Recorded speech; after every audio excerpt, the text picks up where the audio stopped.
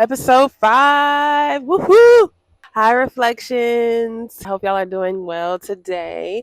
I am doing amazing. Today is my Saturday. Of course, I'm enjoying it. I've been spending time with my family today. My son got some new toys from his TT, and so he's been enjoying those. But let me introduce myself. I'm Antonia. This is Life is Simplicated, and I have been called to share my journey with you all because maybe me sharing it will make life simpler for y'all. Here on Life is Simplicated, we are exploring different unorthodox ways of living. We are deconstructing and reclaiming our power, living life on our terms. If that resonates with you, then go ahead and subscribe, join the community, and let's get started. By the title of this video, you can tell that it's going to be surrounding why I am opting out of corporate America. So, of course, in some way, shape, or form, we all have to participate, right? We are still human beings on this earth, and this earth requires money. But there are certain things that we don't have to opt into, and we always have been steered into that direction, not always knowing that we could simply opt out. And it's not as simple as that. Of course, there is so much effort that we have to put into opting out, but there is the option. One of the main reasons that I am opting out of corporate America is because I always have to be more. As a Black woman in America, you cannot just do the bare minimum. And not that I want to do the bare minimum. I could be very great at what I'm doing, but I have to be better than Susan. I have to be better than Karen, especially Karen. And honestly, I don't want to have to do that. I don't want to have to one up people. My competition is me, always me. I don't want to compete for preferential treatment. It's just not in me. Even though I tend to do well at anything that I do, I don't want to feel like I'm constantly having to build up my confidence and courage to step into an office and ask for a raise or make a whole proposal for a promotion, knowing dang well I deserve it. I don't want to do that anymore. I can't take those accolades with me whenever I transition. I would much rather go knowing that I have done everything that I set out to do. Lived my life to the fullest. I don't want to go and regret it and have to redo this life again. That is really that's a whole nother video. I don't want to have to redo things or feel like I wish I had a second chance at life. I work in a field where I talk to our elders all day long. And you know what? 90% of the time, they're telling me, baby, don't get old. And if you do get old, do whatever you need to do in your younger years. Live life now. I know that you need to work. I know that you have to provide. I know that there are things that you have to do in this world. Find another way. And they tell me that, and I listen. They are able to recognize and acknowledge the things that they did that weren't so great in their lifetime, or things that they could have improved, because baby, we all need knowledge. We all need wisdom. Also, I'm tired of, like I've said in other videos, I am so tired of being drained and overworked and exhausted. I did a video about this. I think it was a short actually, but I talked about how Fortune 500 companies, which I work for one of them, they use psychology to program their workers. They know exactly what to say to you and how often to say it, or when to do it, when is a good time in the workflow to present certain things in order to keep you compliant and complacent. And I have been able to recognize that pattern in my job over the years.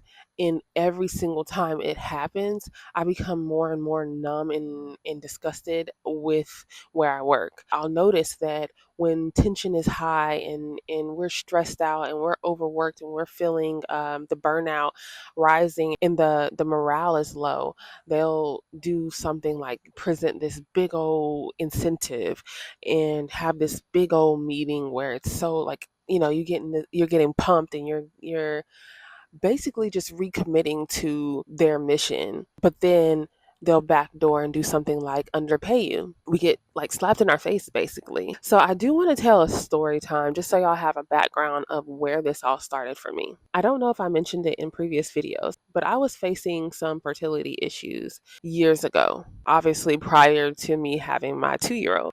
I was working a very stressful job.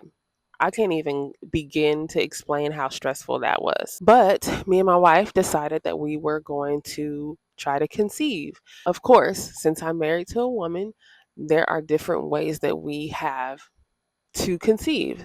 Some of the different ways to conceive for a woman to woman couple is obviously sex. You can have sex with a man if that's what you choose to do. That's not what I want to do. So I did not do this option. The other three options are IVF, IUI, and at home insemination. IVF is when the embryo is created in the lab outside of the woman's body and then inserted into their uterus directly.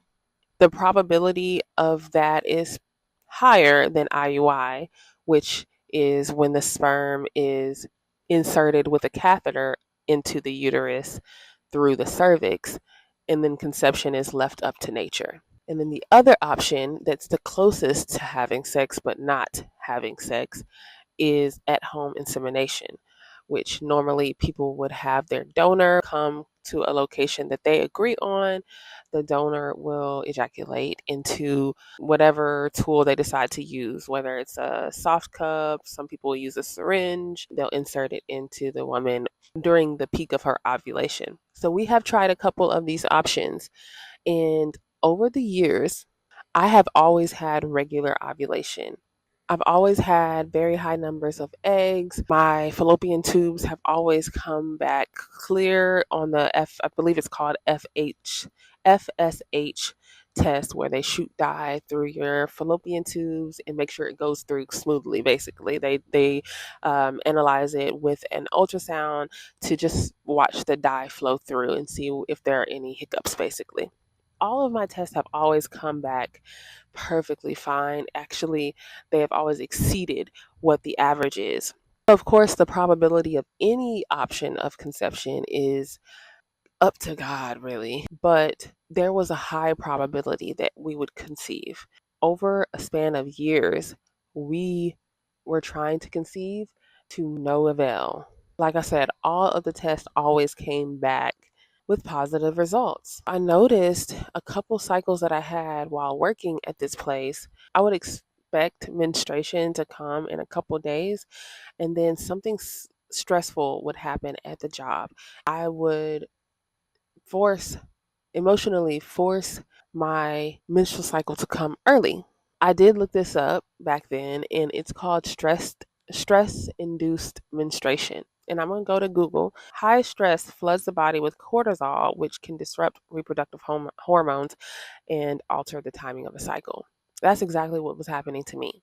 There was one cycle where we started the process of IUI.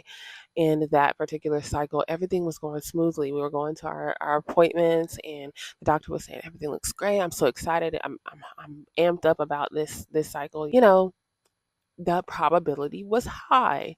I was healthy. I was eating a well balanced diet. I was working out. I was doing yoga. I was meditating. There were things like I was dotting my I's and crossing my T's. The only thing was work. But there was one test that concerned my doctor. And if I can find the clip, because I recorded so I could remember what she was saying, I recorded it.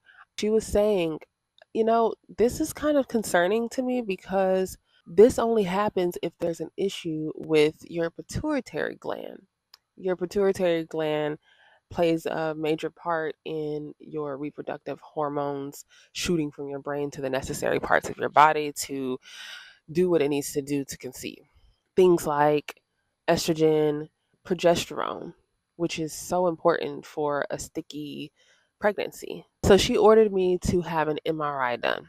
Luckily, there was no permanent damage, but I definitely needed to regulate my stressors and just zen out. So my point is that my health became a major factor. I stopped exerting myself so much at the job after that. I started doing exactly what I needed to do and leaving. I wasn't trying to do work outside of work. I wasn't trying to work so many hours of overtime. I wasn't trying to pile on my tasks. I was just doing what was required of me and leaving. But guess what? I especially started doing that after knowing as much work as I was doing, they still cut my pay. I might insert some clips here too of the messages that I received from one of the people higher up in the company when I noticed that I was not being paid for my overtime. I was working 15 to 20 hours biweekly overtime and not getting paid for it. And I was like, wait a minute, because I've always gotten paid for my overtime.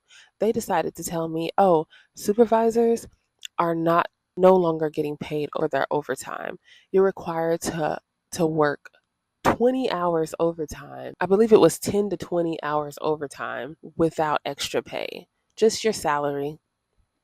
And I know sometimes with salary, you don't get paid overtime, you just get a flat pay, but that wasn't the case for me. It was labeled as salary plus overtime, and then it switched to salary without overtime. You can't just do that without a contract. I told them from that point on, I'm not working a minute over 40 hours. So me realizing that reproductive health is such a it's so vital for woman's overall health. I was not about to let that job stress me out. And I looked this up on Google for y'all as well. Reproductive health directly affects women's overall physical, mental, and social well being. It goes far beyond having children, influencing hormone balance, long term chronic disease prevention, emotional health, and economic stability. That says it all. I'm sorry, I'm not sorry. And that's why I don't take this lightly. Like, I always tell people, these people will replace you tomorrow if you die today. These jobs truly do not care. They have a business to run and they're going to run it with or without you. When people set out to run Fortune 500 companies, they are doing it with or without the people working for them. They are going to find somebody to do it. That is why most of these Fortune 500 companies are hiring people over in the Philippines and out of the country because they can pay them a little less and those people will do a little more. And that is like, that's just the truth. And that's also why these companies are embracing AI so much because they would much rather have a data system to be doing the work that you're doing for free. They don't have to pay them. And so to me, it's just much deeper. It is so vital to me that I do things that I'm passionate about and that I thoroughly enjoy, like this, talking to y'all, because these people don't care. They don't care. And it doesn't matter how much you do, how much you show out at the meetings. It doesn't matter how hard you work. They don't care. You can be best friends with the director of your company. At the end of the day, if CEO says 50 of them gotta go, guess what, babe? You're on the list. This is why I am on a mission to grow my YouTube channel. By the way, subscribe if you made it to this point because it's free and it just takes a click. Just click it. Seriously, though. Like the video, subscribe. Also, go follow my Instagram and my TikTok. We're taking our community wherever we go. Also, if you made it to this point, comment your swan in the comment section so I know you're here. That's our little secret. Don't tell nobody. Anyway, I'm gonna go ahead and let y'all go. I'm gonna go in and give my baby some dinner. Tonight is spaghetti night, and honestly, y'all, I used to love spaghetti, but with a toddler, it is stressful. Anyway, I'll see y'all later. I hope y'all have a wonderful, blessed day, and I'll see y'all next week. Bye, Reflections.